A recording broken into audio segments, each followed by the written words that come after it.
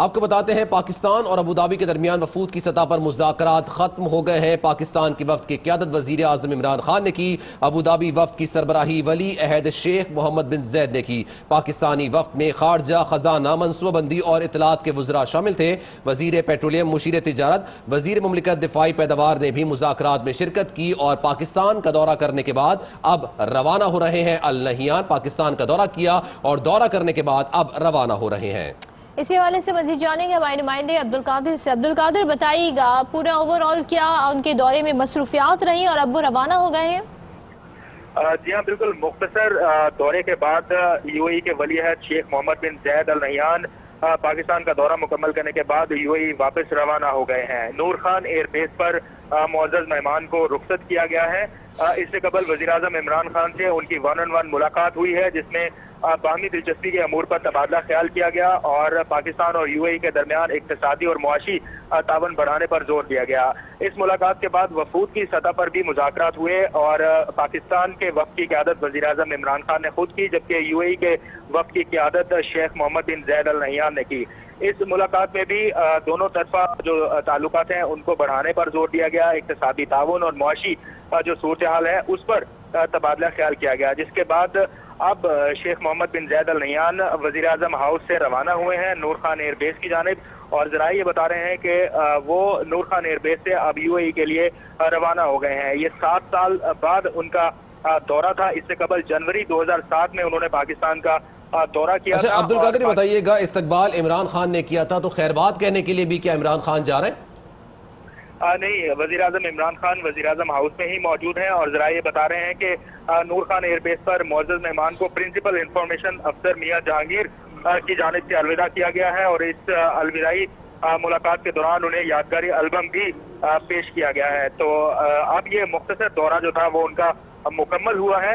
कहा यह जा रहा था कि उन्हें दोहराना दिया जाएगा और उसके बाद कुछ मुलाकातों का भी इम्कान था, लेकिन अब जरा ये बता रहे हैं वज़ीर आज़म हाउस के कि उनका दौरा मुकम्मल हो चुका है और शेख मोहम्मद बिन जैद अल नहियान पाकिस्तान का दौरा मुकम्मल करने के बाद यूएई के लिए रवाना हो चुके हैं। तो ऐलानात किसकी जानिब से किए जाएंगे कि क्या क्या चीजें फाइनलाइज हुई? लेकिन वो पाकिस्तानी हुकूमत की जानिब से ही बताया जाएगा। हुकूमती तर्जुमान इस सिलसिले में कुछ प्रेस कॉन्फ्रेंस करके वाज़ा कर सकते हैं, क्योंकि अब से कुछ देर कबल तो ये मुलाकातों का सिलसिला खत्म हुआ। 1-on-1 मुलाकात हुई, फिर वफूद की सतह पर मुज़ाकरात हुए और इस जो वफूद की सतह पर मुज़ाकरात हुए उसमें दोनों तरफा जो वज़रा थे वो मौजूद थे। पाकिस्तान की तरफ से खारजा, खजाना, इतलात, मनसूबाबंदी और दीगर जो वजीर हैं वो मौजूद रहे और दो तरफा ताल्लुकात बढ़ाने के साथ साथ दोनों मुल्कों के दरमियान मुआशी और तजारती मुआहदे जो हैं वो भी उसका भी इम्कान है कि वो फाइनलाइज किए गए हैं इस मुलाकात में। तो उनकी तफसील हुकूमती वजीर या हुकूमती तर्जुमानी बेहतर बता सकेंगे। पहले ये कहा जा रहा था कि शायद दोनों जो हुकाम है दोनों मुल्कों की क़यादत वो कोई मुश्तरका प्रेस कॉन्फ्रेंस करके इस बारे में बताए, लेकिन अब ये इतलात आ रही है कि यूएई के जो वली अहद हैं वो पाकिस्तान से अब रवाना हो चुके हैं। ठीक है, आपने हमें आगाह किया। साथ ही रहिएगा अब्दुल कादिर, आपसे मजीद जानेंगे। इस्लामाबाद के ब्यूरो चीफ साबिर शाकिर हमारे साथ हैं। साबिर शाकिर, ओवरऑल इस दौरे को लेकर बड़ी उम्मीदें लगाई गई थी, आप क्या कहेंगे? कामयाब दौरा था लेकिन जोहराने से पहले ही चले गए हैं। जी साबिर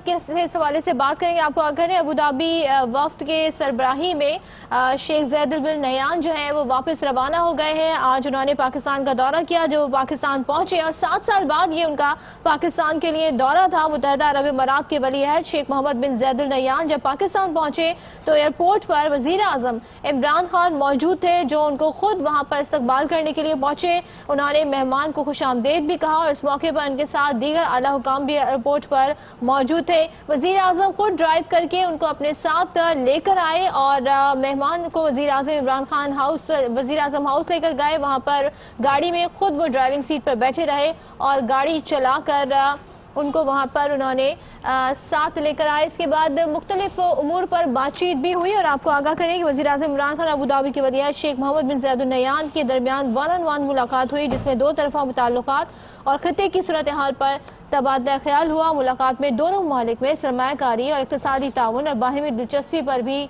गुफ्तगू की गई। आपको आगाह करें और इस हवाले से माशी पैकेज के हवाले से भी बात की गई कि इस वक्त जो पाकिस्तान को बहरान का सामना है उसमें मददगार साबित होगा यूएई, और इस हवाले से बातचीत हुई है और यकीन दहानियाँ भी पाकिस्तान को कराई गई हैं। अबू धाबी के वली अहद शेख मोहम्मद बिन जैद बिल अल नह्यान पाकिस्तान पहुंच गए। नूर खान एयरबेस पर वजीर आज़म इमरान खान ने पुरतपाक उनका इस्तकबाल किया। शाही मेहमान की आमद पर 21 तोपों की सलामी दी गई और सकाफती रक्स पेश किया गया।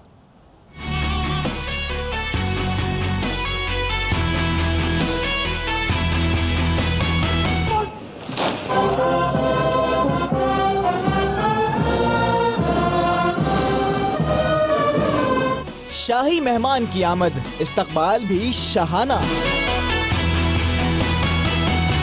वजीर आजम इमरान खान की हुकूमत पर दुनिया का बढ़ता एतमाद। अबू धाबी के वली अहद शेख मोहम्मद बिन जैद बिन सुल्तान अल नह्यान खुशियों भरा पैगाम लेकर पाकिस्तान पहुंच गए। शाही मेहमान के लिए नूर खान एयरबेस पर रेड कारपेट बिछाया गया। वजीर आजम इमरान खान ने पुरतपाक इस्तकबाल किया। वफाकी वज़रा और हुक्काम भी हमरा थे। शाही मेहमान को 21 तोपों की सलामी दी गई। सकाफती रक्स से वली अहद की आमद पर खुशी का इजहार किया गया। नूर खान एयरबेस से वजीर आजम हाउस तक गाड़ी इमरान खान ने ड्राइव की और शेख अल नह्यान फ्रंट सीट पर इमरान खान के साथ बैठे। वजीर आजम हाउस पहुंचने पर भी भरपूर इस्तकबाल किया गया। दोनों ममालिक के तराने बजाए गए।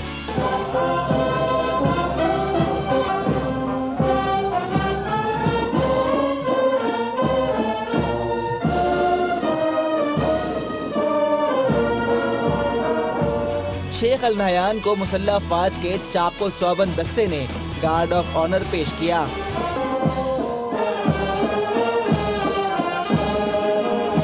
अबू धाबी के वली अहद को JF-17 तैयारों ने सलामी भी पेश की।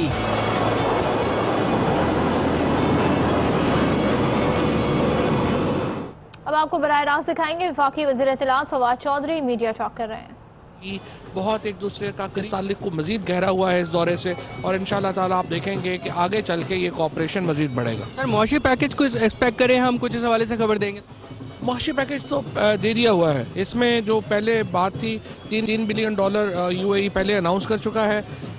इसमें कुछ जो है ऑयल रिफाइनरी की इन्वेस्टमेंट है उसके ऊपर बातचीत तकरीबन फाइनलाइज हो गई है और बाकी जो हमारे मामलात हैं उनके ऊपर बातचीत तकरीबन फाइनलाइज हो गई।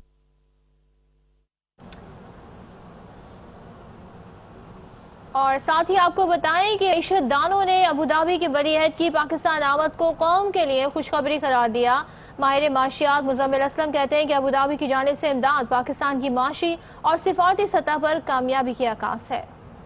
पाकिस्तान में इस तरह के डिग्निटरीज का आने का मतलब ये कि पिछले 10 साल से समझ लें कि एक तरीके से डिग्निटरीज ने भी बायकॉट किया हुआ था पाकिस्तान के लॉ एंड ऑर्डर सिचुएशन के हिसाब से। अब वो आ गए, अगले महीने बिन सलमान आ रहे हैं, तो ये और फिर मार्च में जो है मलेशिया के प्राइम मिनिस्टर आ रहे हैं और फिर तैयब उर्दगान ने भी पाकिस्तान आने का बोल दिया।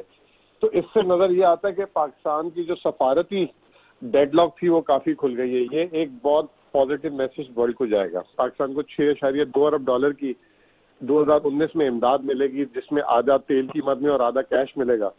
वो पाकिस्तान के लिए समझने के बराबर है IMF प्रोग्राम के। तो ये चीज मिलना एक पाकिस्तान की माशी जिसे कहते हैं कि इंस्टेबिलिटी को मजीद गिरावट से बचाएगा। ये बहुत ही जिसे कहते हैं कि बड़ी खुशखबरी है पाकिस्तानियों के लिए, पाकिस्तान के लिए, चाहे सफारती सतह हो चाहे माशी सतह हो। सदर मुमलिकत आरिफ अलवी कहते हैं कि पाकिस्तान तहरीक इंसाफ की हुकूमत ने 100 दिन में समत का तयन किया है। पाकिस्तान ने तारीख में पहली मरतबा भरपूर तरीके से खारजा पॉलिसी का इजहार किया है। घर में आग लगी हुई हो तो पहले तो आकर ये देखा जाता है कि इस धुएं से क्या क्या नुकसान हुआ है ना, कहाँ कहाँ रंग कराना पड़ेगा।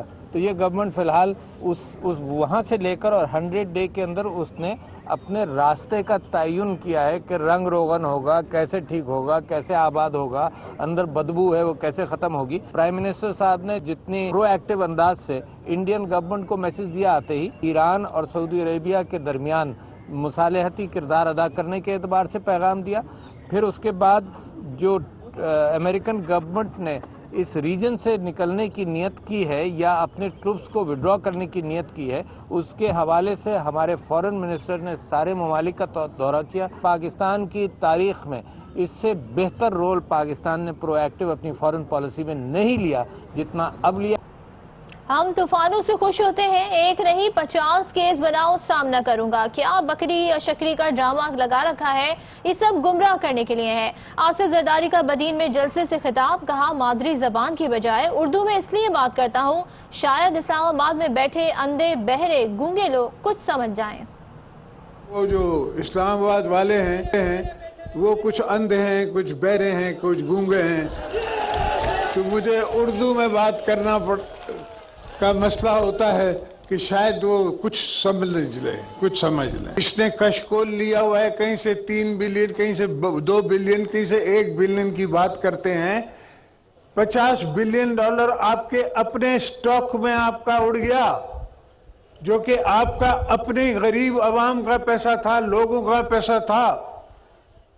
जब आपको ये बातें नहीं समझ आती तो ये नौकरी क्यों करते हो? मुझे नहीं आती क्रिकेट, तो मैंने कभी कोशिश भी नहीं की खेलने की। इल्जाम लगाओ कि मैंने सारे प्रोविंसेस को हक दिया है, उसका मुझ पे इल्जाम लगाओ, केस चलाओ और फांसी चढ़ा दो, मुझे कबूल है। मगर ये क्या बकरी शकरी, ये ड्रामा। मैं उन दोस्तों को समझाना चाहता हूं जो कि नॉन पॉलिटिकल प्लेसेस पे बैठे हैं, उनको तो सोचना चाहिए, उनको तो समझना चाहिए कि कल का कल क्या होगा। हमने आपको इलेक्शन से पहले भी आगाह किया था और उसके बाद भी कहा है कि इससे नहीं काम चलेगा। ये फाइल देके उस पर साइन कर देगा, इससे काम नहीं चलेगा, ड्रामे तुम करे जाओ, इससे मैं और पॉपुलर होता रहूंगा। जब मैं लास्ट टाइम जेल गया तो जेल में से इलेक्शनें जीती। जिसने अपनी मंजिल खुद ही तय की हो उसको क्यों डराते हो? ओ बेवकूफो, ओ जाहिलो, वो नहीं डरेगा तुम्हारे ये अटकंडों से। तुम एक नहीं 50 केस बनाओ, ऐसा मत करना कि एक केस बनाओ, 50 बनाओ, इंशाल्लाह उनको मैं मुंह दूंगा। और इस बात का जवाब दिया पाकिस्तान तहरीक सेनेटर फैसल जावेद ने। उनका कहना है कि जरदारी साहब आपको हमने बहुत समझ लिया, हमें अब सब समझ आ गया है कि कैसे आपने मुल्क की दौलत लूटी। इन्होंने सिंध के लिए किया क्या है, पहले तो इसका जवाब दे। दूसरी चीज ये कहते हैं मैं उर्दू में बात करता हूं ताकि इस्लामाबाद वाले मुझे समझ जाएं। भाई आपको बहुत समझ लिया, हमें आपको नहीं समझना। और हमें सब समझ आ गया है कि किस तरह से आपने अपनी जायदादें बनाई हैं, किस तरह से मुल्क को दिवालिया किया है, किस तरह से बैठ के इन्होंने, जैसे ये COD कहते हैं, चार्टर ऑफ डेमोक्रेसी, असल में वो है चार्टर ऑफ डकैती, किस तरह से इन्होंने ये वो बैठ के साइन किया है। सारी चीजें सामने आई हैं, अकाउंट सामने आए हैं, एक एक चीज उसका जवाब नहीं देते, इधर उधर निकले। इसका मतलब है कि बहुत ज्यादा बौखलाहट का शिकार है, कुछ समझ नहीं आ रही है कि करना क्या है। वज़ीर आला सिंध मुराद अली शाह की मुखालिफिन पर कड़ी तनकीद, कहते हैं गलतियां हमसे हुई हैं, बाहर के लोगों को बदीन लाया गया, उन्होंने पार्टी से गद्दारी की, गद्दारों ने पीपल्स पार्टी की पीठ पर छुरा घोंपा, बदीन के अवाम ही गद्दारों को सजा देंगे। हमसे हुई हैं कि जब बाहर से लोगों को लाके बदीन में उनको लाया गया है तो उन्होंने पाकिस्तान पीपल्स पार्टी से गद्दारी की है और उन गद्दारों ने फायदा पाकिस्तान पीपल्स पार्टी से उठाया और पीठ पे छुरा भी पाकिस्तान पीपल्स पार्टी के घोंपा। गद्दारों को सजा अल्लाह ताला देगा, गद्दारों को सजा बदीन के लोग देंगे। कोई ताकत दुनिया की, कोई एहतिसाब सिंध से पाकिस्तान पीपल्स पार्टी की मोहब्बत नहीं खत्म कर सकता। Welcome back. और आपको बताएं कि सुप्रीम कोर्ट में PKLI अस्कुद नोटिस केस की समाअत हुई। कानून साजी न होने पर सुप्रीम कोर्ट वजीर सेहत पंजाब और सूबाई हुकूमत पर बरहम हो गए। चीफ जस्टिस ने अपने रिमार्क्स में कहा, हर समाअत पर हुकूमत जबानी जमा खर्च करके आ जाती है, पंजाब में नाअहली और निकम्मापन इंतहा को पहुंच चुका है।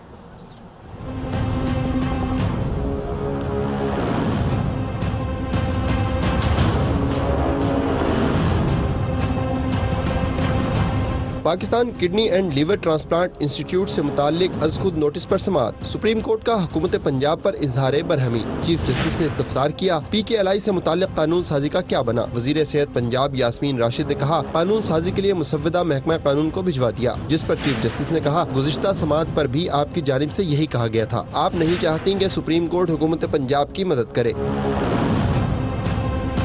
चीफ जस्टिस ने वजीर सेहत से पूछा, जिगर की पैवंदकारी के ऑपरेशन का क्या बना, जिस पर यास्मीन राशिद ने कहा, आप फिक्र ना करें, इस पर काम कर रहे हैं। चीफ जस्टिस ने रिमार्क्स में कहा, ये फिक्र आपने करनी है बीबी, लेकिन आप कुछ नहीं कर रही।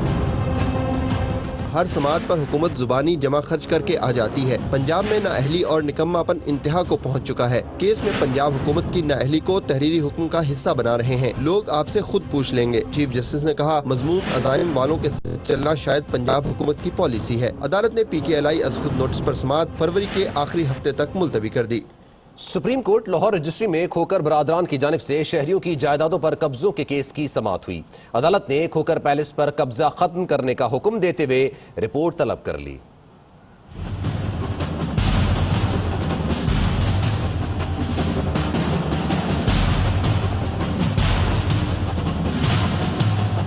चीफ जस्टिस ने महकमा एंटी करप्शन को खोकर पैलेस पर कब्जा खत्म करवाकर 10 दिन में रिपोर्ट पेश करने का हुक्म दे दिया। DG एंटी करप्शन ने सुप्रीम कोर्ट में रिपोर्ट पेश की, जिसमें बताया गया है, खोकर पैलेस जबरदस्ती खरीदे हुए मुश्तरका खाते पर तामीर है। चीफ जस्टिस ने कहा, मुश्तरका खाता तोड़ रहे हैं, खोकर पैलेस खाली करें और सामान उठा लें, बदमाशी नहीं चलने देंगे। ऐसे लोगों ने पाकिस्तान को तबाह कर दिया। ये जो आंखें झुकाए खड़े हैं, मुझे पता है उन्होंने बाद में मेरे साथ क्या करना है। चीफ जस्टिस ने एंटी करप्शन को मुकदमा दर्ज करके कानून के मुताबिक कार्रवाई का हुक्म दिया।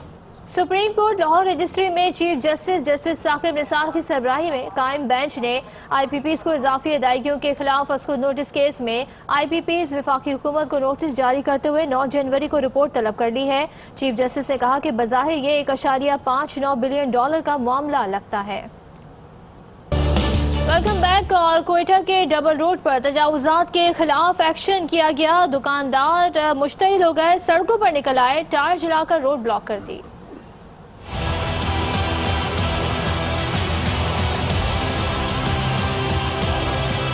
कोयटा की सड़कों पर धुआं ही धुआं, अहम शाहरा ट्रैफिक के लिए बंद। शहर के दुकानदार दुकानों के सील होने के बाद एहतिजाज पर उतर आए। इंतजामिया ने दुकानों को तजावुजात पर जुर्माना किया और बयाने हल्फी लिया, लेकिन दुकानदार बाज न आए तो दुकानें सील कर दी गईं।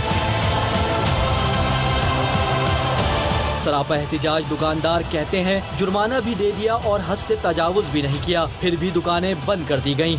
कल जो है 1500 पीस भी जमा किया, उसके बावजूद जो है रात को हम लोगों का दुकानों को सील किया है। तो ये कह रहे हैं कि आप लोग जो है टायरें निकाल रहे हैं या डेकोरेशन का कुछ सामान है वो आप जो है तड़े पे रख रहे हैं। कोयटा के डबल रोड पर एहतिजाज के बाइस शहरियों को मुश्किलात का सामना करना पड़ा। गाड़ियों की लंबी कतारें लग गईं। कराची चिड़ियाघर से मुत्तसिल तजावुजात के खिलाफ ऑपरेशन दूसरे रोज भी जारी है। अब तक 200 से ज्यादा दुकानों और दफातर को तोड़ा जा चुका है। मजीद बताएंगे हमारे नुमाइंदे अफजल परवेज। मैं इस वक्त नश्तर रोड पर मौजूद हूँ, जहाँ हैवी मशीनरी के जरिए 200 से ज़ायद दुकानों व दफातर को तोड़ने के लिए हैवी मशीनरी मसरूफ़ नज़र आ रही है, जबकि दूसरी टीम इस वक्त गेट नंबर 1 से लेकर गेट नंबर 2 पर मसरूफ़ है, जहाँ अब तक 50 से ज़ायद दुकानों व दफातर को मसमार किया जा चुका है। पुलिस ने तमाम दाखिली रस्तों पर जो है नाके लगा रखे हैं, किसी को अंदर आने की इजाज़त नहीं है। KMC तर्जुमान के मुताबिक यहाँ जो है ऑपरेशन कल तक मुकम्मल कर लिया जाएगा। इस ऑपरेशन के साथ साथ जो टीमें हैं वो मलबा उठाने में भी मसरूफ नजर आती हैं। ऑपरेशन का सिलसिला जारी है। इस दौरान जो है अब तक 200 से ज़ायद दुकानें व दफातर को मसमार किया जा चुका है। जी, पाकिस्तान के शुमाली इलाकों में बर्फबारी के बाद हसीन नज़ारे, स्कर्दू के पहाड़ सफ़ेद दोशाला ओढ़े मौसम की दिलकशी बढ़ा रहे हैं, तो शांगला की वादी के हुस्न से भी मौसम सरमा की दिलफरेबी झलक रही है।